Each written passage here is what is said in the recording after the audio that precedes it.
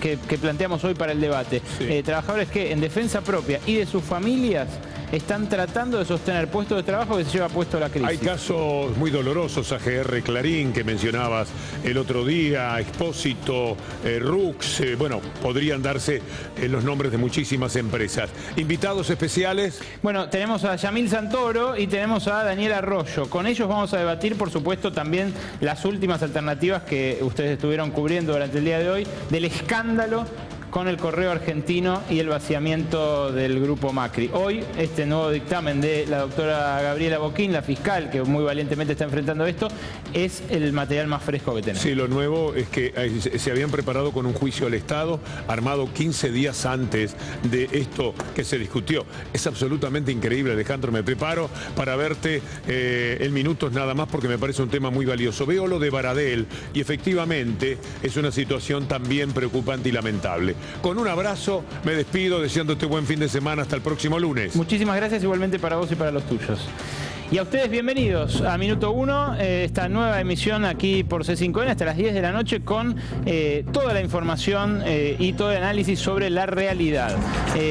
Un día tenso en una paritaria que es clave para todas las demás paritarias. La madre de todas las batallas para definir cuál va a ser tu salario es la que están librando, por un lado, los bancarios y por otro lado, los docentes. Ahora, así como en los bancarios se dio un episodio absolutamente inédito, que es que después de firmado un acuerdo, el Ministerio de Trabajo ordenara dar marcha atrás, con los docentes está pasando algo mucho más peligroso.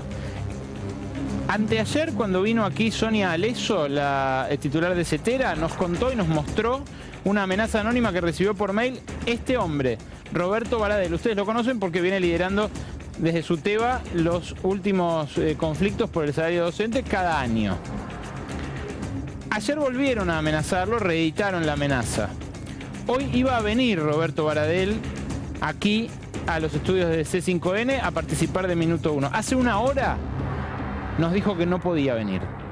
Lo amenazaron por tercera vez y cada una de las veces son más los detalles que le dan acerca de los movimientos suyos, de su familia, de sus hijos y ahora hasta de su nietito bebé. Escuchó bien, a un dirigente sindical de Proyección Nacional lo están hostigando con amenazas que dan cuenta de que lo siguen hasta el punto de saber los movimientos de su nieto bebé. ¿Quién lo sigue? En una paritaria donde quien tiene enfrente Baradel es el gobierno de la provincia de Buenos Aires, no lo sabemos, porque los mails son anónimos. Pero esta paritaria a punta de pistola es por lo menos algo llamativo en el marco de una democracia donde los sueldos se definen justamente así, negociando, muchas veces duro, muchas veces con conflictos, con huelgas, con tomas, con represalias de las empresas, con despidos. Pero hasta ahora, desde la vuelta de la democracia, ni con secuestros, ni con amenazas de este tipo que ya implican un seguimiento. Ya no es una amenaza de, gordo, te vamos a matar. No. Son detalles de sus movimientos, de los movimientos de su familia, insisto, hasta de su nietito, bebé, de quien le dijeron el nombre, dónde vivía y cómo lo podían interceptar. Me parece que no es menor eso en el marco de algo tan definitorio para todos nosotros como son las paritarias que se disputan al inicio de cada año. Esto en instantes nada más porque también va a venir un representante de los docentes, Eduardo López, el secretario general de UTE, para contarnos dentro de esta mesa de docentes cómo están viviendo esta situación donde, claro, justo cuando baja la orden política de Vidal y del gobierno nacional, del gobierno de Mauricio Macri, de démosle con todo a Baradel, porque él es el enemigo en estas paritarias, además de que no va a haber paritaria nacional, y esto es lo que ya generó el aviso de que por ahora no empiezan las clases. Bueno, en ese contexto de desfinanciamiento y de provocación, porque no hay otra palabra para utilizar, eso es lo que el gobierno está haciendo con los docentes, se dan estas amenazas que de verdad preocupan, empiezan a preocupar y ameritaría que haya una posición por lo menos de solidaridad y de acompañamiento por parte del Poder Ejecutivo. No hay palabras del Ministerio de Seguridad ni del Ministerio de Trabajo para este dirigente, este secretario general de un gremio docente que está siendo amenazado, insisto, con mucha puntillosidad por sectores que seguramente tienen que ver o con servicios de inteligencia o con fuerzas oscuras de mano de obra desocupada que uno nunca sabe bien cómo se manejan. Mariano Hamilton, buenas noches. Buenas noches. No, recordemos que el Ministerio de Seguridad tomó represalias muy duras con algunas personas inapropiadamente amenazaron por Twitter al presidente de la Nación. Digamos, esto también es algo que, como las diferentes varas para tomar decisiones sobre temas parecidos. Acá hay un dirigente gremial que está recibiendo amenazas graves, como decías vos, involucran a su familia y a un seguimiento. Entonces, el Ministerio de Seguridad debería afrontar esto de una manera mucho más enérgica de lo que está haciendo y no solamente mostrando su solidaridad. La solidaridad la podemos tener nosotros, no el Ministerio de Seguridad. El tema del día sigue siendo el tendal que dejó el grupo Macri y que ahora renegoció con una quita gigantesca un funcionario del presidente Mauricio Macri. El escándalo en el Correo está recorriendo ya todo el espinel político, oficialismo, oposición. Como les decíamos, hoy hubo un nuevo dictamen de la fiscal Gabriela Boquín contra quien apuntó todo el arco comunicacional del oficialismo, diciendo que no sabía sacar las cuentas, que estaban mal hechos los cálculos de la deuda, mal proyectados los intereses. Más allá de tecnicismos de cálculo financiero, lo seguro es que este dictamen que hoy se reedita, da más detalles sobre esto. Lo que cuenta es que la empresa concursada, o sea, la empresa del grupo Macri, que tenía la concesión del Correo Argentino, actuó de mala fe. ¿Por qué dice la fiscal en este nuevo dictamen que actuó de mala fe? Porque intentó, mediante juicios paralelos al que tramitaba la quiebra, entorpecer el trámite de ese concurso y el normal desenvolvimiento de la renegociación que ahora, dice el gobierno, es culpa del gobierno anterior. Como todo. La verdad que en este caso es muy llamativo porque es algo que tiene huellas por todos lados. Es cada paso de un concurso de crisis, cada paso de una quiebra se documenta. Y este se viene documentando desde 2001, imagínense la cantidad de papeles que hay. Y la fiscal ahora, ante el ataque del gobierno en defensa de su acuerdo muy oneroso para el fisco y muy beneficioso para el grupo Macri, la fiscal insiste en su dictamen de hoy, que es el tercero, porque el primero había sido en diciembre, luego se dio a publicidad por el refuerzo que hizo esta semana. Ahí es cuando la Procuración General decide publicarlo y por eso trasciende y todos nos enteramos de este acuerdo que se había celebrado el 24 de junio pasado. Y ahora, hoy, agrega que se movieron de mala fe para entorpecer todo el proceso. El ministro de Comunicaciones, Oscar Aguad, de quien depende el funcionario ignoto que le puso el gancho a este acuerdo con beneficios para Papá Franco, hoy decía lo siguiente. ¿Leyó el dictamen de la fiscal Boquín? No lo he leído porque nosotros no hemos sido notificados, pero tengo más o menos una idea de lo que dice. Primero, que no hay ningún perdón de deuda, va a pagar hasta el último peso. Estamos hablando de un deudor sin recursos económicos.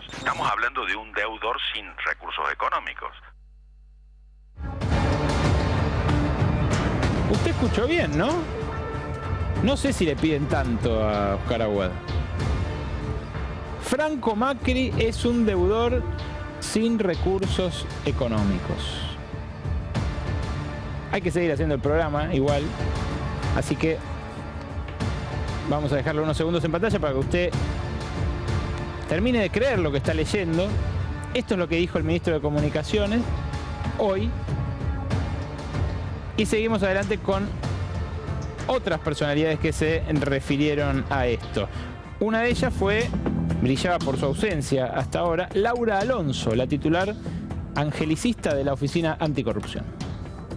Cuando hay un dictamen fiscal sugiriendo que podría haber una presunta violación de la ley de ética, es más que obvio que la Oficina Anticorrupción en esta gestión va a actuar como ya lo ha hecho en otros casos. Decidimos abrir una actuación y se empezarán a librar los oficios correspondientes, fundamentalmente para tomar conocimiento del expediente. Lo que nos importa y nos va a importar es analizar el expediente completo. Lamentablemente, hasta que no conozcamos el expediente, nosotros no podemos adelantar una opinión porque sería irresponsable, primero de mi parte, y sería una falta de respeto a todo el equipo profesional de la Oficina Anticorrupción, y estamos concentrados y comprometidos en hacer un trabajo serio, responsable y muy bien fundamentado técnicamente, como ha sucedido con dictámenes anteriores. Desde la oposición, pero no precisamente desde el kirchnerismo, habló Graciela Camaño. En términos muy duros decía lo siguiente. Sugiriendo. Como las bolsas de López. La presunción de inocencia está, pero el escándalo está. Uno evidentemente tiene ante sí una situación que escandaliza. Y me parece que eso es algo similar. Carrió pertenece a ese gobierno, es parte de ese gobierno. Usufructúa ordenar, conducir y todo lo atinente a este gobierno. Entonces, yo no espero nada del oficialismo. Carrió es el oficialismo. Yo espero en el oficialismo siempre que justifiquen sus actos, o que den marcha atrás algunas cosas que hacen. Le pregunto, yo no voy a quedarme a esperar o no emitir opinión o creer en serio que existe alguien que tiene que siempre expedirse respecto a los temas de corrupción. Arriba es el gobierno. Ayer en términos muy similares hablaba Leonardo Fabré, el secretario general del gremio de la ANSES. Aquí en Minuto 1 decía lo siguiente. Me refiero a la impunidad del hecho en sí, a creer que se sientan en el Estado y que les pertenece. Me parece que va a ser mucho más fácil mandar preso a Macri dentro de algún tiempo que mandar presa a Cristina.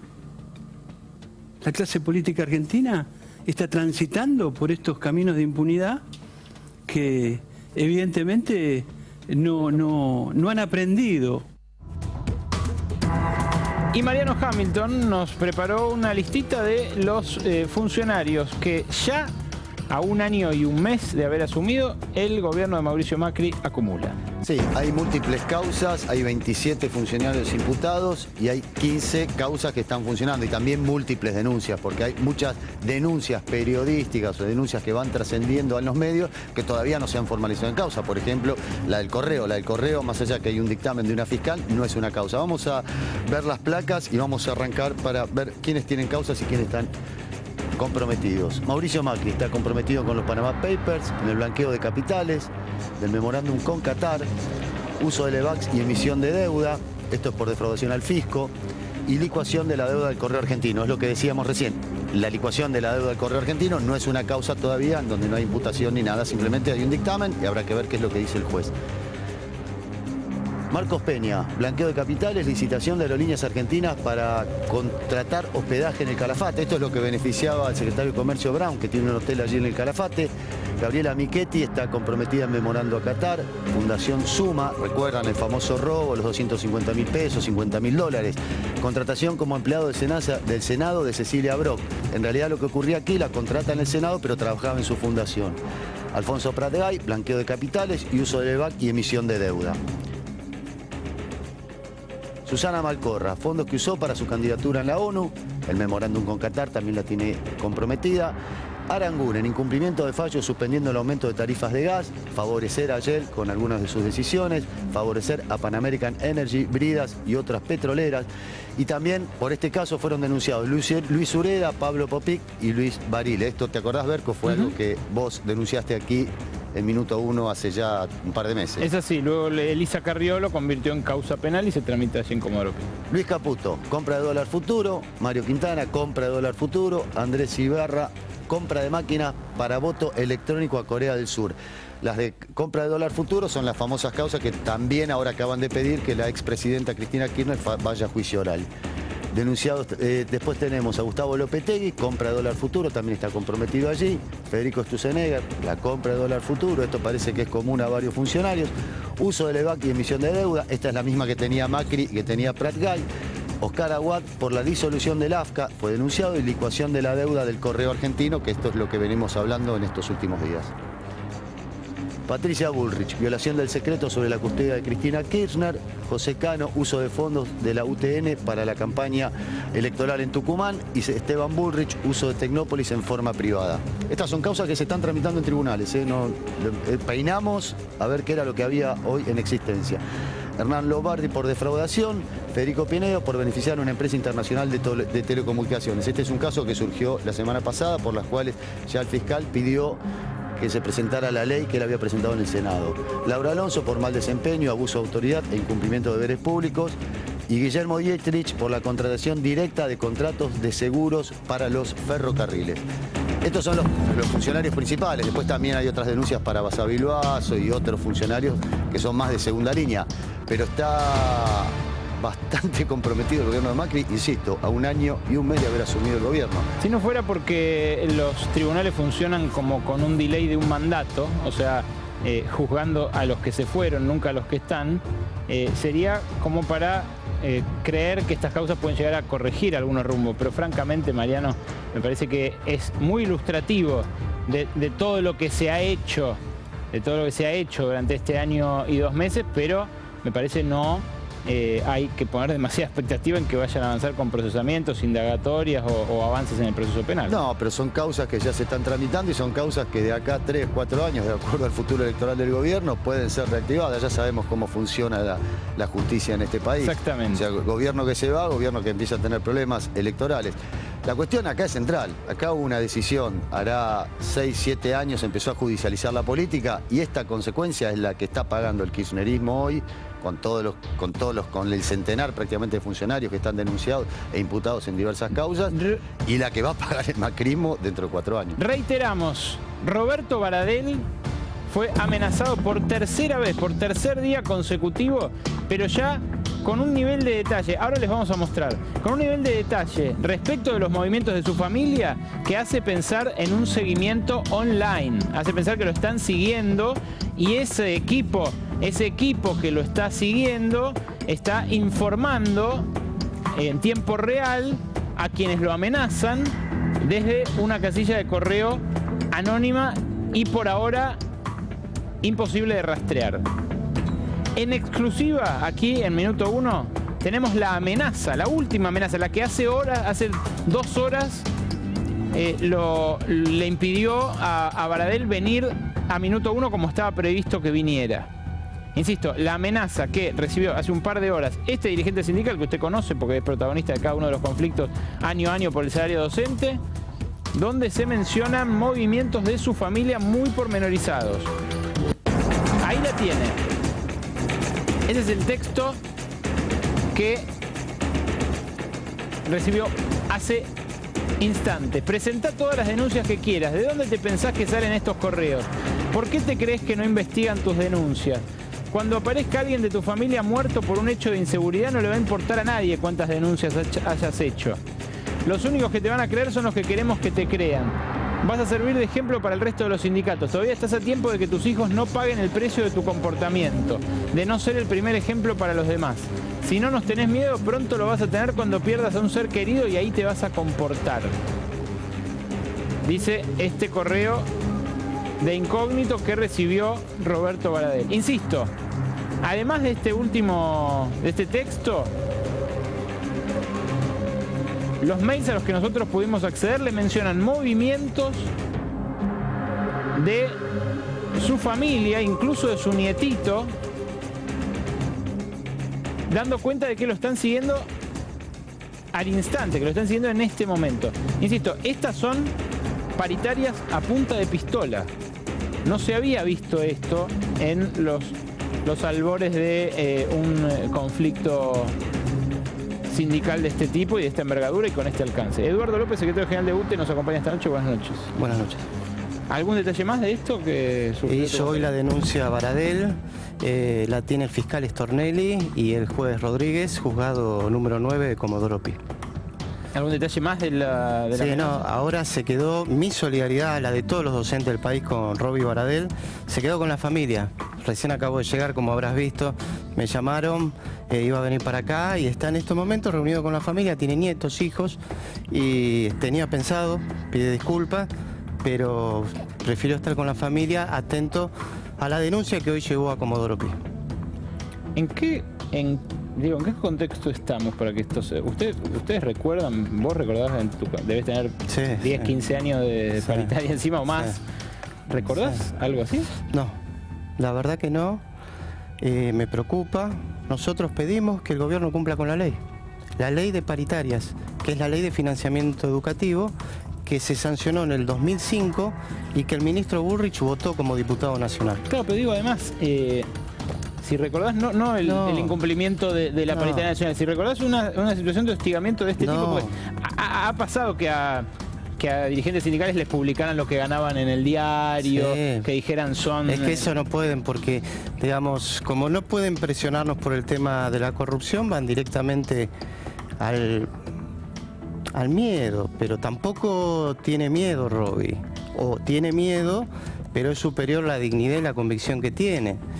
Bueno, van por la presión, por la prisión, por la amenaza. No, tener miedo no está mal. El tema no, es que por se eso hace con digo, ese miedo. valiente no es el que no tiene miedo, sino el que supera el miedo con convicción. Si se capitaliza ese de manera tal, Robbie Baradel y el Suteba hizo 17 días de paro al gobierno de Scioli. A lo sumo en un programa del canal estatal lo trataban mal, pero amenazas de este tipo... no, ya pasó un poco el año pasado y por supuesto después que se solucionó el conflicto dejaron de haber amenazas. ¿Pero que el año pasado también fue amenazado? Hubo una sola amenaza, no tanto como esta ni con esta persecución, ahora son 3 amenazas. Y aparte hay un seguimiento. El otro día tuvo que ir a Uruguay a un congreso internacional, porque él es el secretario de Relaciones Internacionales de la CTA y le sacaron una foto de atrás del avión que la subieron en Twitter. Digamos, la verdad que entonces diciendo se va a veranear, fue y vino en el mismo día a un congreso que tenía todas las fotos. La verdad que a mí me preocupa porque estamos ante un gobierno con un presidente que cuando tiene que defender porque está presa una dirigente social dice, bueno, la mayoría así lo quiere, tiene consenso. No sea cosa que estén generando consenso para algo que tenga que ver por fuera de las leyes y de las garantías constitucionales. La solución a los conflictos es con diálogo. La solución, el año pasado lo demuestra, no con amenazas, porque por ese lado van mal. Y con una persona como Robbie Baradel van muy mal, porque él va a seguir peleando hasta que haya soluciones y se cumplan con las leyes. Eduardo, tenemos un programa muy cargado hoy, pero no queríamos dejar de reproducir esta solidaridad de tu parte y preguntarte además cómo viene la situación. Hoy por hoy no empiezan las clases a inicio de marzo. Te digo, estamos a principios de febrero. El año pasado, ¿qué discutíamos? Estábamos aquí. Nosotros decíamos que la inflación iba a ser superior al 40%. Vos te acordarás, yo vine. Hice en un pizarrón. Y el gobierno decía que iba a ser entre el 20 y el 25. El IPC de la ciudad dijo que la inflación es del 41. Teníamos razón nosotros. ¿Cómo estamos ahora? El gobierno dice que la inflación va a ser del 18, 19, 20. Nosotros decimos que va a ser superior al 25, más el 10 que nos deben, el 35. Es decir, que el gobierno está proponiendo un 18, un 17% y nosotros estamos planteando un 35. El doble, la mitad. El doble, ellos la mitad y aparte el cumplimiento de la ley. Que sigan los programas socioeducativos, Conectar Igualdad. Que siga el programa de radios escolares. Sí, básicamente la paritaria nacional docente. La paritaria nacional no discute solamente salarios. Discute el reparto hacia las provincias, porque eso es lo que la gente no sabe. No, claro. El reparto de las provincias de los fondos del mínimo para esas provincias y, por supuesto, los programas socioeducativos. Venimos acá para insistirle al gobierno que convoque a las paritarias para que se inicien las clases, como el año pasado.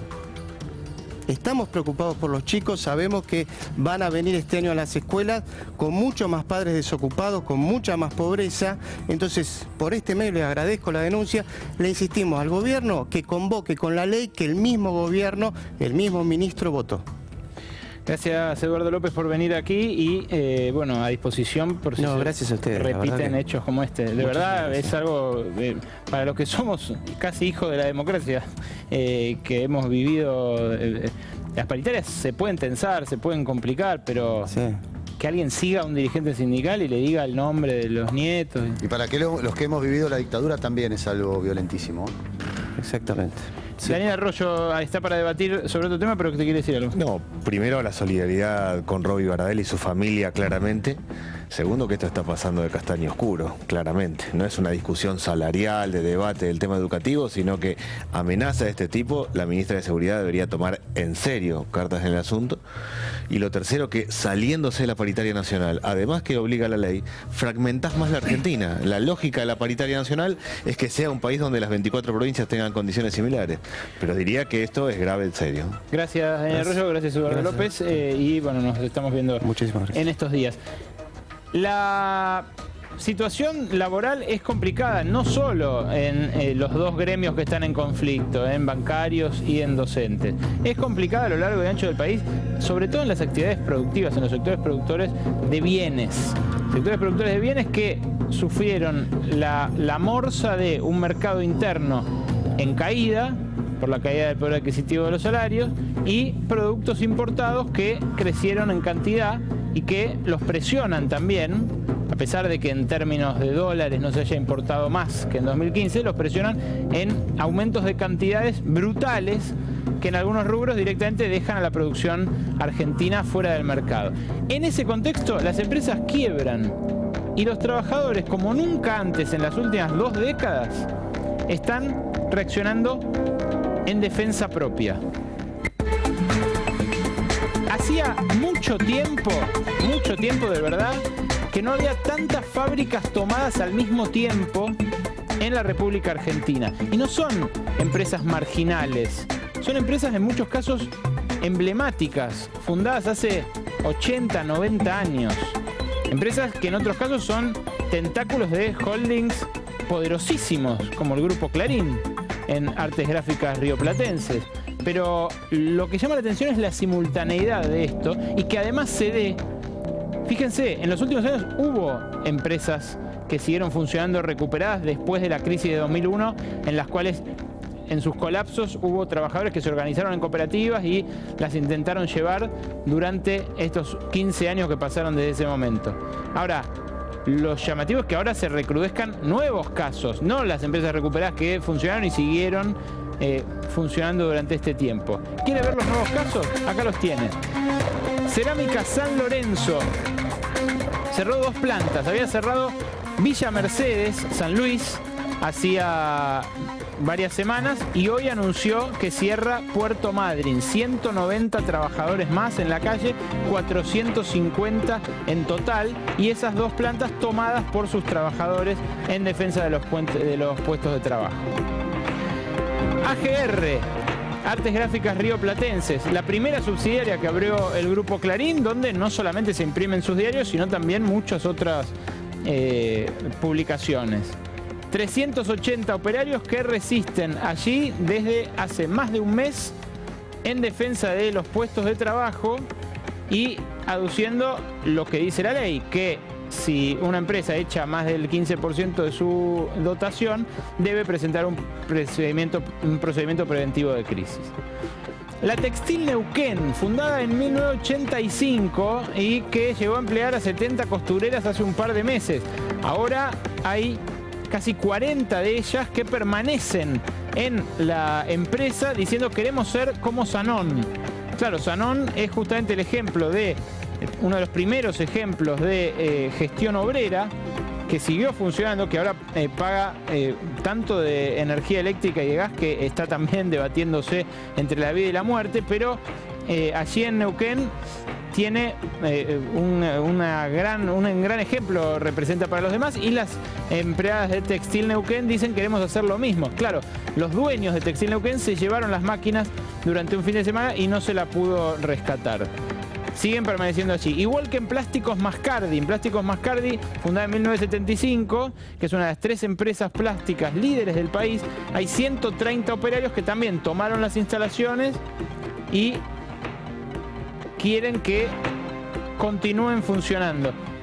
Y fíjate el laboratorio ruso Cefa. El laboratorio ruso Cefa, fundado en 1935, tiene 3 plantas en Ciudad de Buenos Aires, en realidad 2 plantas y una oficina, entre las cuales trabajan 350 trabajadores. El gremio hasta ahora el gremio de sanidad no ha hecho demasiado por ellos, pero ellos se mantienen en los lugares sin cobrar desde hace meses.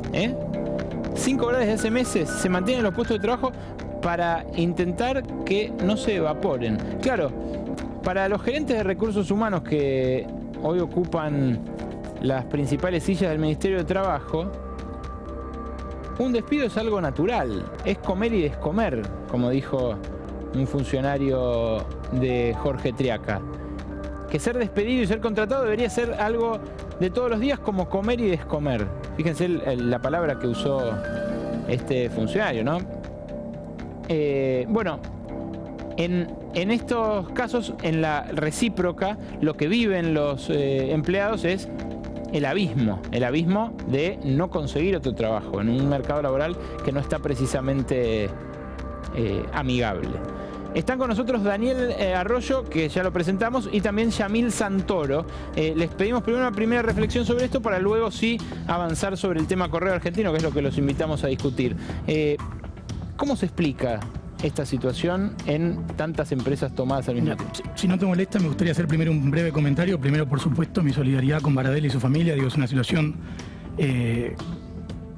claramente repudiable. Buenísimo. De la misma manera, me parece peligroso tratar de otorgarle una intencionalidad política y ya antes de que haya una investigación, antes de que haya un trabajo serio de la justicia y del ministerio, atribuírselo inmediatamente al gobierno. De hecho, me parece una utilización política de manera irresponsable de una situación muy complicada.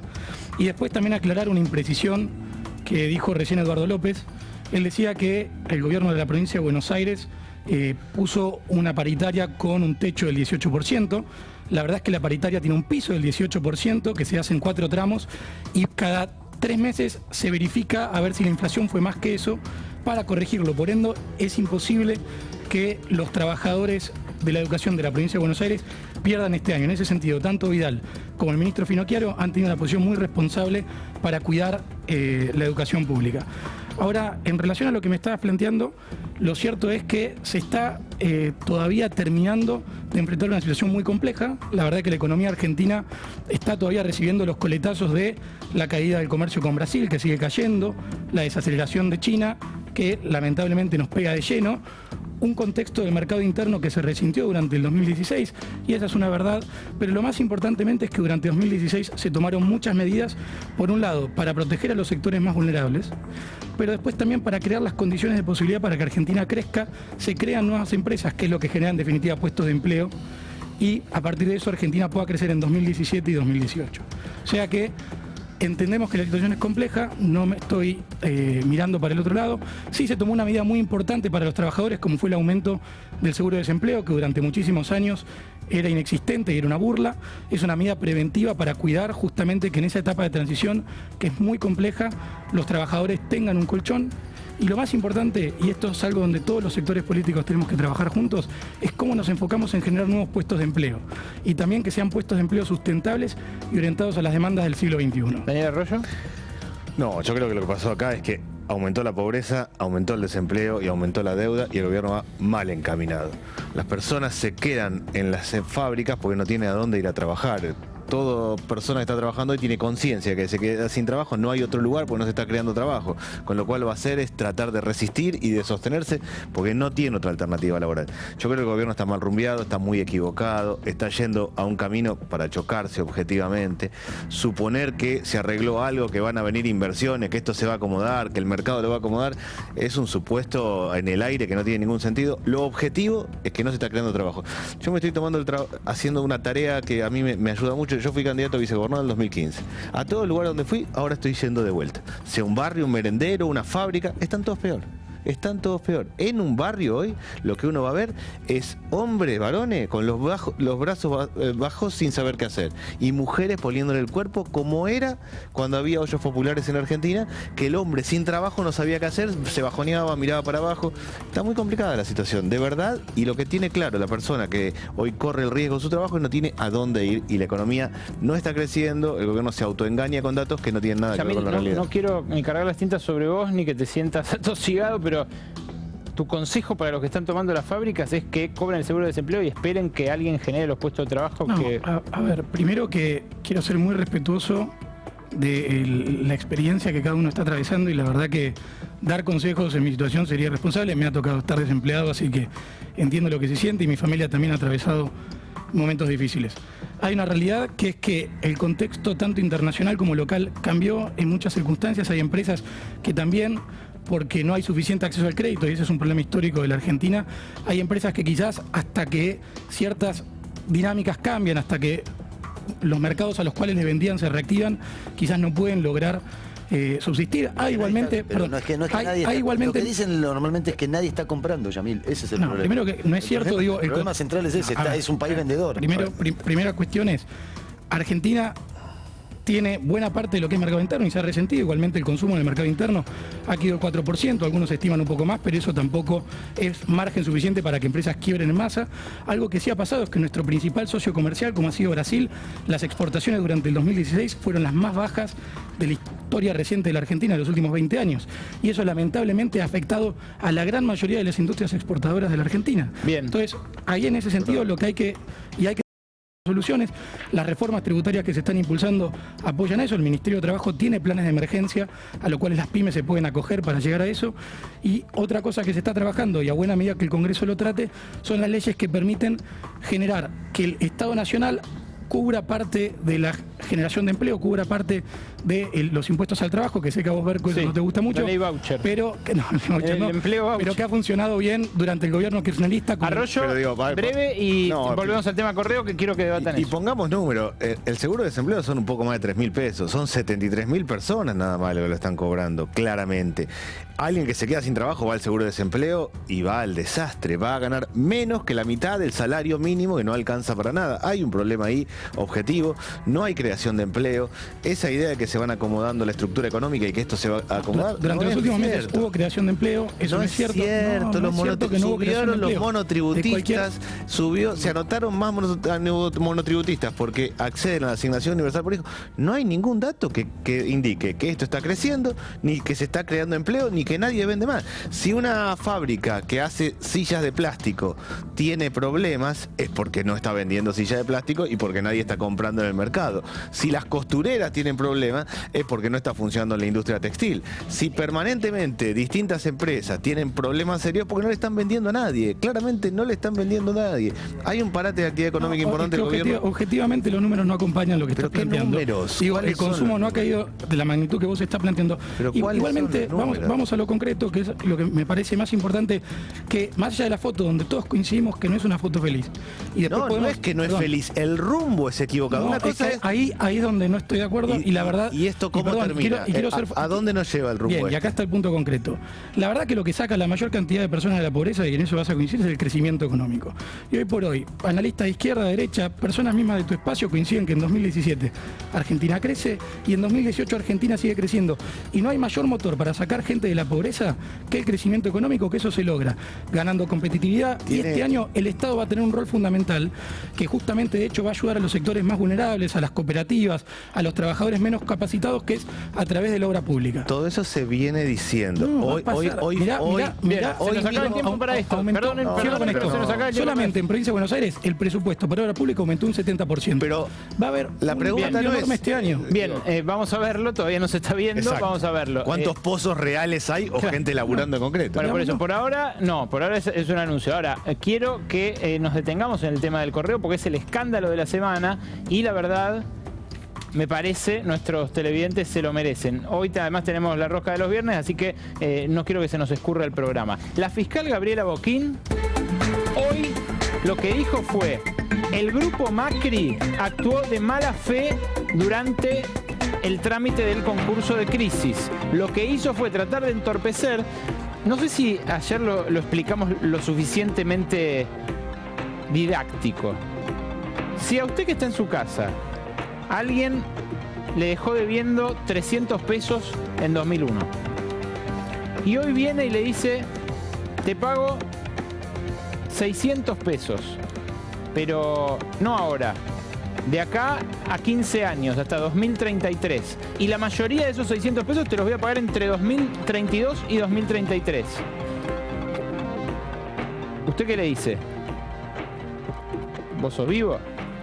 ¿Me estás cargando? 300 pesos en 2001 no son lo mismo ni que 300 ni que 600 pesos hoy. A ver, para graficarlo, en 2001 el litro de leche costaba 70 centavos. En 2001 el kilo de asado valía 3,50. Bueno, eso es lo que el grupo Macri le dijo al Estado.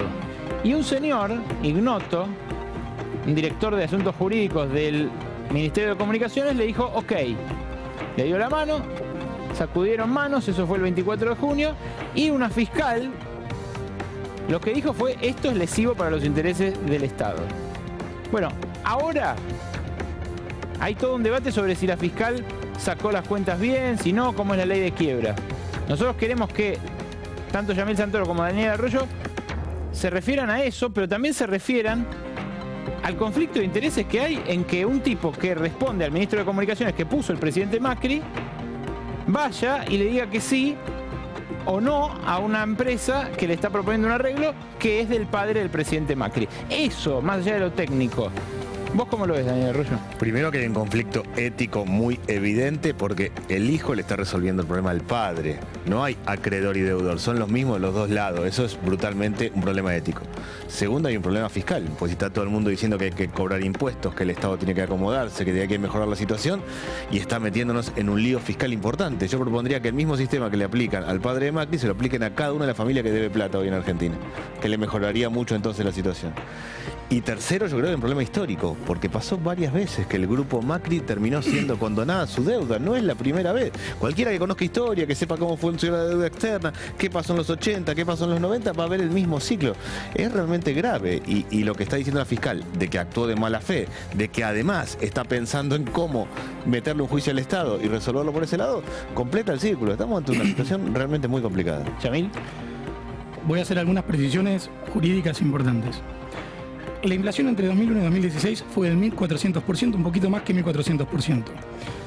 Por ley de concursos y quiebras, lamentablemente, y vale la pena decirlo, no se pueden actualizar, se suspenden los intereses desde el momento que una sociedad se concursa. Además de esto, por la ley de convertibilidad, no se pueden actualizar por inflación las deudas. Este conjunto de cosas hizo que desde el concurso en 2001 hasta el 2016, cuando el gobierno nacional decide recuperar este crédito que estaba prácticamente incobrable, no corrieran intereses y no corriera actualización. Esa omisión de gestionar, de cerrar una solución eficiente para el país, le generó que el gobierno argentino, que todos los argentinos perdamos 4.265 millones de pesos. Que no se haya cerrado esto en todo este tiempo, digamos a valor actualizado, quiere decir que perdimos esa plata. Ahora, esa no es una condonación que hizo este gobierno, esa es la pérdida del poder adquisitivo que tuvo ese dinero en este tiempo.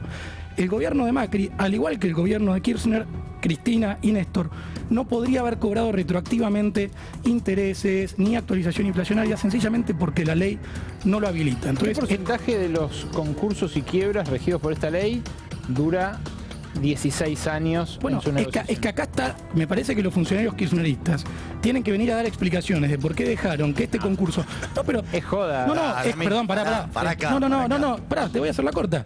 Que hoy por hoy se haya perdido el 1.400 del poder adquisitivo de esa deuda es porque durante 15 años se hicieron la plancha. Entonces los que tienen que venir a dar explicaciones son los que durante todo este tiempo no cerraron un acuerdo. Pero, y perdón, si vos acá lo que vos tenés derecho a cobrar es el monto de capital adeudado. Claro, pero vos viste, antes de estas fojas, de las 67 fojas que redactó la doctora Boquín en su primer dictamen, en realidad en su refuerzo de dictamen, que es el que se dio ahora, esta semana, antes de todo eso, están todas las infinitas ofertas ridículas que hizo el grupo Macri antes de pagar esto, que fueron sistemáticamente rechazadas o no discutidas por lo ridículas que eran. El Estado podría haber generado por distintos mecanismos que están dentro de del proceso concursal, acelerar el proceso, pedir la quiebra de la empresa. Digo, había un montón de mecanismos. Desde 2001. No, pero justamente, vamos a hacer la corta. Es insólito que el argumento sea que tenés un gobierno que cobra una deuda, y un gobierno que no la cobra. Néstor Kirchner, un gobierno. Cristina Kirchner beneficiaban a Franco Macri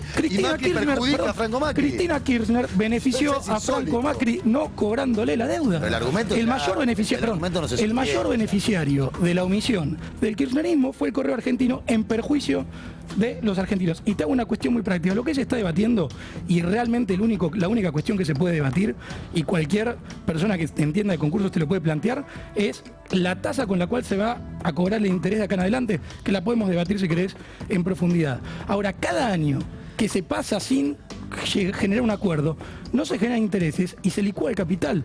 La omisión de cerrar un acuerdo por parte del kirchnerismo le costó a la Argentina, a plata de hoy, 4.200 millones de pesos. O sea, lo que dice la fiscal Boquín es todo falso. O sea, no son 4.200 millones y de hecho te digo una cosa concreta, que la fiscal Boquín me parece que se equivoca duro legalmente. Por la ley de blanqueo que se votó, hay un tope para la cantidad de intereses sobre capital que puede haber, que es del 75% sobre capital. O sea, si en realidad el argumento de la fiscal Boquín es que corren los intereses con el cálculo mágico que hizo, el Correo se podría haber acogido a el artículo 57 de la ley de blanqueo y hubiera pagado aún menos de lo que se cerró en el acuerdo. O sea que en concreto... Y esto es ley, digo, no es una cuestión opinable.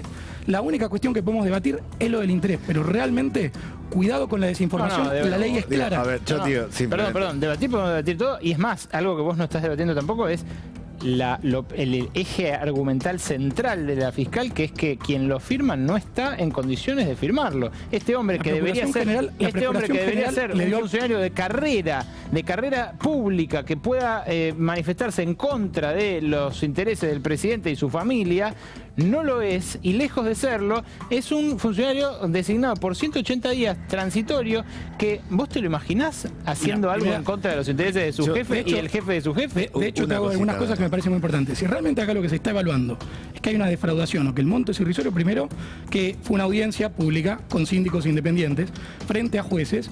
Ahora hay un juez que tiene que homologar todos estos acuerdos, y a buena hora, si se cree que hay algún tipo de defraudación, que la justicia lo investiga a fondo. Y lo digo con respeto, de verdad.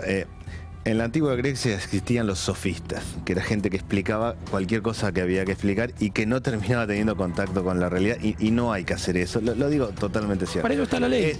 Arroyo, que la ley es clara. Es evidente. No corren intereses, no se indexa la deuda. Es evidente que le están condonando la deuda al padre. Las deudas. Es evidente. Eso es lo que... A ver, el kirchnerismo no cobrando le licuó la deuda al grupo del Correo Argentino. Es evidente que le están licuando la deuda al padre. No es evidente que en realidad está actuando de mala fe.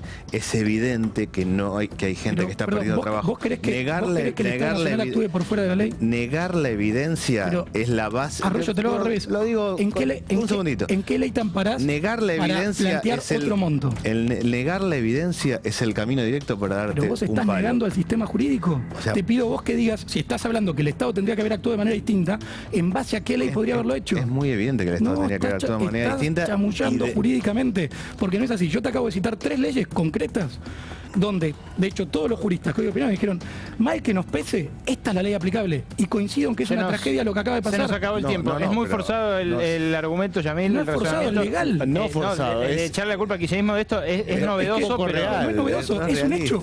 Muchachos, si una deuda no se actualiza y hay gente que no la cobra, el responsable de que hoy la deuda valga 2 mangos es el que no la cobró. ¿Esto es una buena cosa para la Argentina? Lo que está haciendo. Mejor que lo que se hizo, que fue no cobrarlo, por supuesto. Bien, los dejamos a ustedes pensando en su casa sobre esto, reflexionando si esto es un favor de Macri a la patria o a su papá, y les agradecemos a Daniel Arroyo y a Yamil Santoro por haber participado de este debate. No queremos quedarnos ni que ustedes se queden sin el viernes de rosca, así que quédense, porque en segundos, con Hamilton y con todo el whisky que quiera, porque no se lo voy a limitar, los acompaña aquí en C5N.